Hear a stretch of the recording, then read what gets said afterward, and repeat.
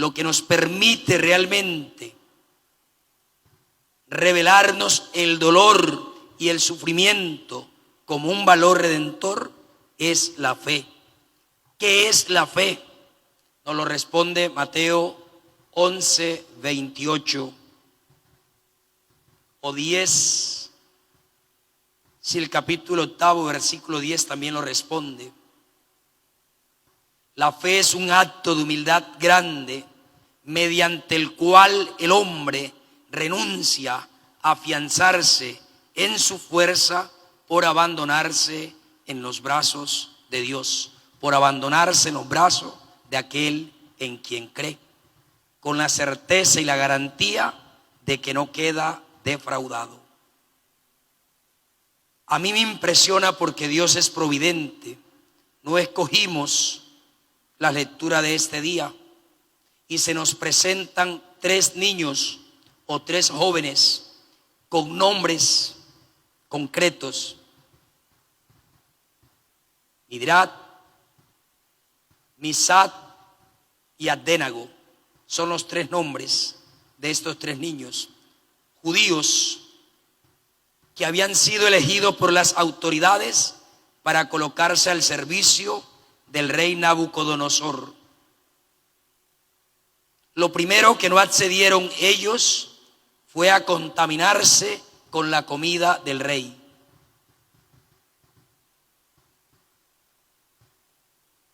Y con esa profunda confianza en Dios, dice que no habían jóvenes más radiantes, aunque comieran lo que comía el rey, que estos 3 jóvenes, que solo se alimentaban de vegetales. Eso fue lo primero, demostrar que Dios les respaldaba, que tenían una fe inquebrantable. Y lo segundo, cuando tenían que venerar a Nabucodonosor como Dios y adorar las estatuas que Nabucodonosor tenía como dioses, se negaron y lo llevan delante de él, y todo el mundo temblaba. Con la sola presencia de Nabucodonosor se desmayaban, ellos radiantes y tranquilos. Y Nabucodonosor les dice: bueno, ya que se ha tocado todo, ni mi presencia les ha causado miedo, tendrán que sentir miedo cuando los lance al horno. Y verán a ver si ese Dios será capaz de defenderles de ese fuego. Y ellos, con esa tranquilidad y serenidad, le manifiestan: si Dios puede salvarnos del horno, también podrá salvarnos de tus manos. Y aunque no lo haga, que quede claro que no reverenciamos a nadie que no sea nuestro Dios, y no rendimos culto a una estatua hecha por hombres. ¿Cuál es el signo maravilloso, hermanos, de estos 3 niños o 3 jóvenes? Algunas traducciones los presentan como 3 niños, otros como 3 jóvenes. Lo primero, la fidelidad a Dios. Son capaces de declararse por Dios. El hombre de fe es fiel. Cuando yo no tengo fe, cuando yo soy religioso,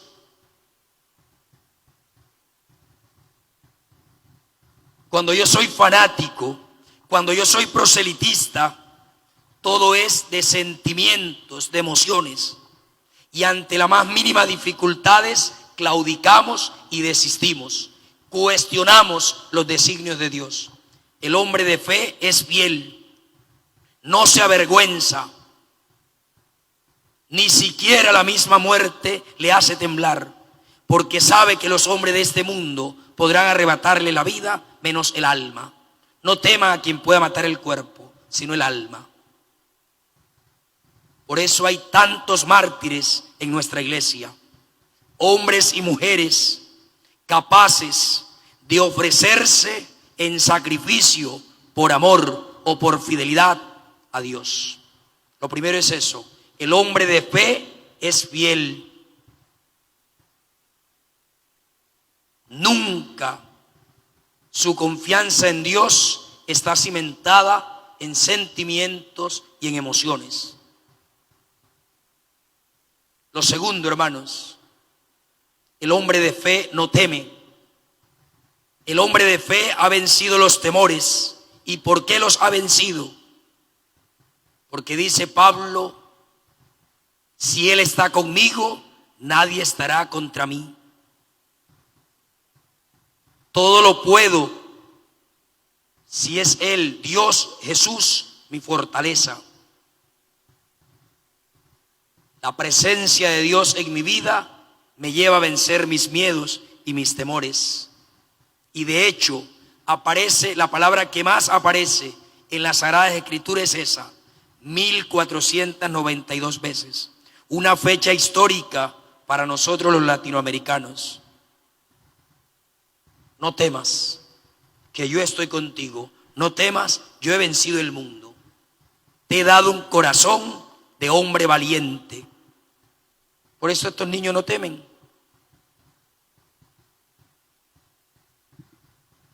Lo tercero, la fe en Dios nos lleva a abandonarnos en su providencia. Nunca dudamos de que Dios no nos provea aquello que más nos conviene y aquello que más necesitamos.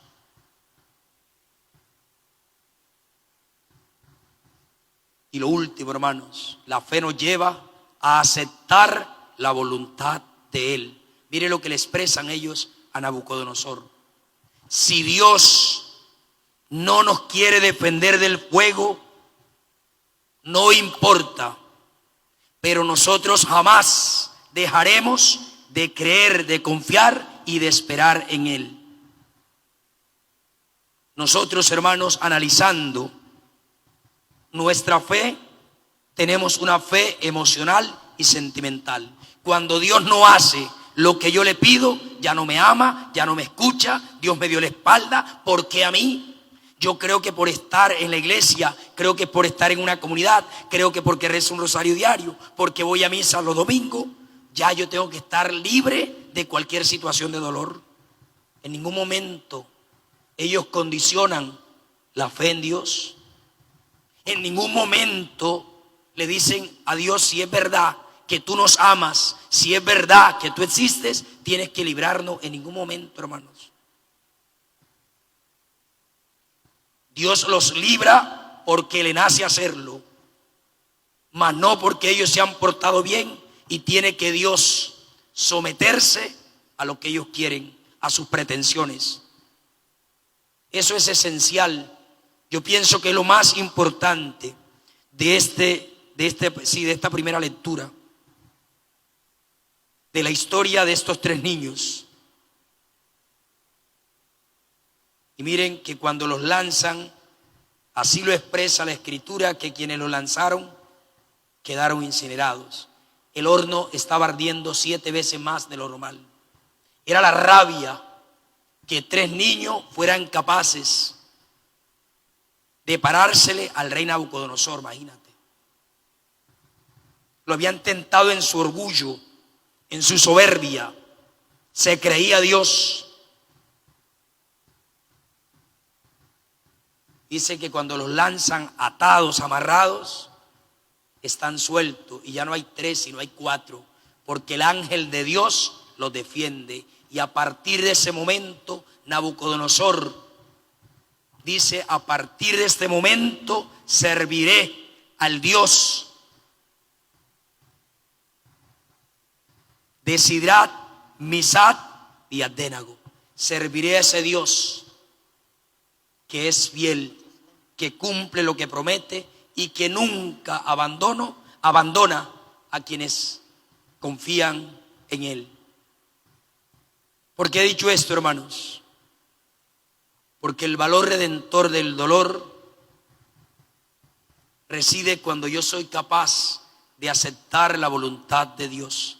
No porque Dios mande el dolor, no porque Dios mande el sufrimiento, en ningún momento. Dios lo permite para que tú y yo podamos ser conscientes de nuestra fragilidad humana. Que seamos conscientes de que estamos revestidos y que seamos conscientes de que cada acto trae consigo unas consecuencias. Que el dolor y el sufrimiento no son connatural al hombre. Que cuando Dios decidió crearte a ti y a mí, nos creó por amor. No creó el dolor, no creó el sufrimiento. Entraron en un segundo momento por la desobediencia, por la terquedad y por la soberbia humana. El hombre desobedeció a Dios, se rebeló contra Dios y entró el dolor, el sufrimiento y la muerte, hermanos. Y somos merecedores del dolor y el sufrimiento. Y sin embargo, Dios en ningún momento nos ha dado la espalda. Dios en ningún momento nos ha abandonado. Quiso encarnarse, asumir tu condición y mi condición, menos la del pecado, para poder redimirnos. Aquello que te correspondía a ti y a mí, lo asumió Él. Y es lo que nosotros este domingo iniciamos, mis queridos hermanos. Ese Dios que nos muestra el amor hasta el extremo de entregar la vida de su unigénito. Cuando adquiere el dolor ese valor redentor, cuando nosotros lo vemos como la oportunidad de acercarnos a Dios sin pretensiones, sabiendo que no merecemos nada, pero que necesitamos de Él. Segundo, cuando nosotros nos asociamos al sufrimiento de Cristo para cooperar en la salvación de nuestros hermanos. Cuando nosotros asumimos el sufrimiento como medio de purificación para no tener que hacer escala en el purgatorio. Cuando nosotros somos capaces de decirle a Dios, someto mi voluntad a la tuya. Lo que tú hayas elegido, lo que tú hayas escogido, será lo mejor para mi vida.